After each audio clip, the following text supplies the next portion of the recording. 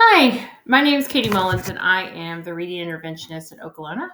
I wanted to share with you the UFly home practice. I know a lot of you are receiving this weekly from your teachers at school, probably two a week, because we practice 2 skills a week. So I wanted to show you here. You can see that this is the new concept and sample word section. So this is what concept they're learning this week. This week is a short vowel review, the week that I have up. And you can see these are just sample words.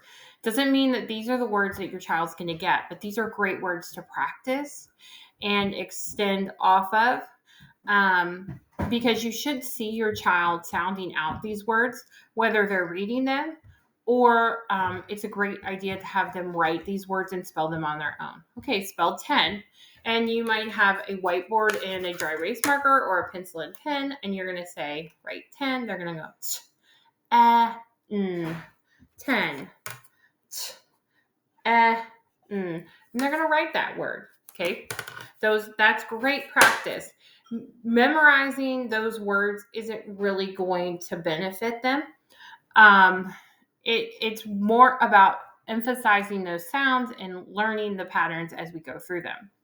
Then underneath, now this week only has some review irregular words, but usually there would be one or two new words here. So if you have review words, that would mean that your child should probably already know the word. If they don't, then they can learn that word. But these are words that have what we call heart sections. We call them heart words. So your kids might be like, those are the heart words. But they don't necessarily follow the phonics patterns that the students have learned yet, but they're high frequency words. So they're going to be in their decodable passages. They're going to be in the books that they're reading. So it's important that they learn them, or the sentences that they're writing. They'll need them for that as well.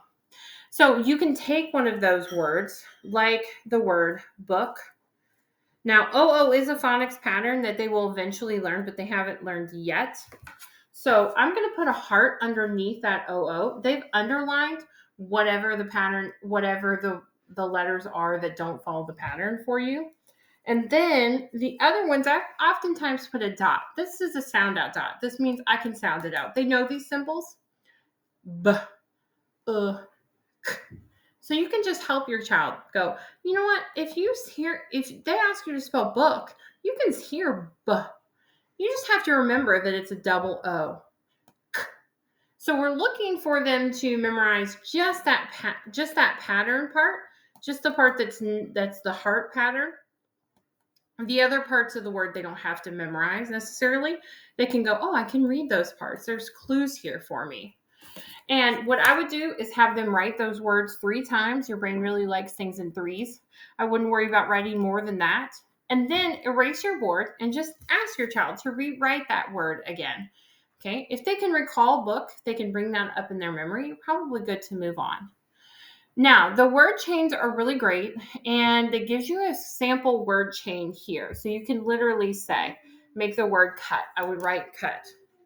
What if I change the B to a C? Now, you can literally erase it on a whiteboard, or if you're working on paper, you can just write it underneath. So now I have the word but. Okay, let's go on. What if I change that middle sound to eh? What if I put an eh there? What word do I have now? Or you can say, what if I put an E there? And have them tell you what the sound is. Bet. Okay. And then sometimes you can just ask them to tell you, where would the change be? What if I want to change this word to met? Bet to met. Where would the change be? And they might say, oh, it's in the beginning. I'm going to change it to M-E-T. Met. Now, the final section is I'm going to see if I can move myself. Nope. The final section is the sentence section. There we go. So these are just 2 sentences that you would dictate to them and help them learn to spell and write. You're looking for a capital at the beginning of their sentence. You're looking for them to form those letters neatly, with lowercase letters for the rest of their letters.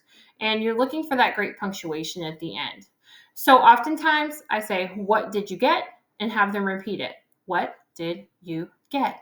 Sometimes students need just 2 words at a time, and you want to build up to them being able to retain that full sentence and then write it. While they're writing, they need to be sounding out words if they need to, if they don't know them. Like did, I would sound it d, id, and I would look for them to write that. If they're struggling to spell it correctly, stop them. Have them sound it out or sound it out with them and write that word. And that's it. That's our home practice. It probably will take you about 10 minutes, maybe a few nights a week. Thank you so much.